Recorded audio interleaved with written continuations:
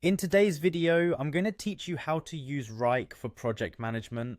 Let's dive in and get started with organizing your projects efficiently and effectively using this versatile tool.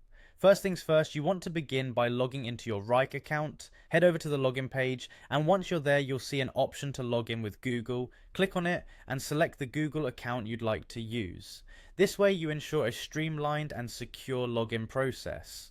Once you're logged in, look towards the left panel and locate the option labeled Create a Project. Clicking here is your gateway to setting up a new project space. Now, it's important to give your project a meaningful name. This will help you identify it easily amongst other projects, so take a moment to think about a name that encapsulates the essence of your project. After inputting the project name, move on and click Create.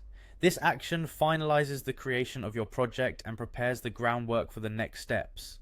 Now that your project space is ready, it's time to add specific items that your project will comprise. To do this, click on Plytem, which you'll find in the same panel. Here, you'll want to type in the name of the item. It's best if the item name is descriptive so that anyone accessing the project can quickly understand what that item entails.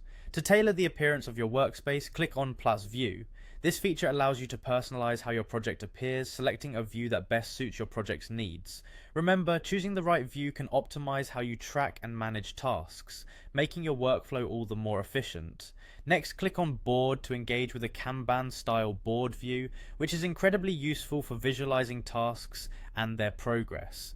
To lock in your preferred settings, don't forget to click Create. With your board in place, you have the flexibility to move items around as needed. This adaptability is crucial for managing dynamic projects where priorities can shift. To enrich each item card with more information, click on it and add specific details that are pertinent to the task.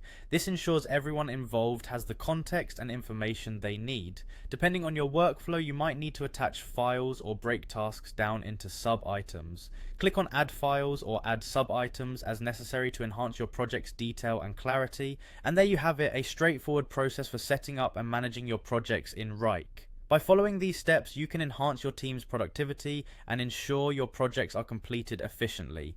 Wrike's flexibility and organizational capabilities are at your fingertips, ready to be harnessed for the success of your projects.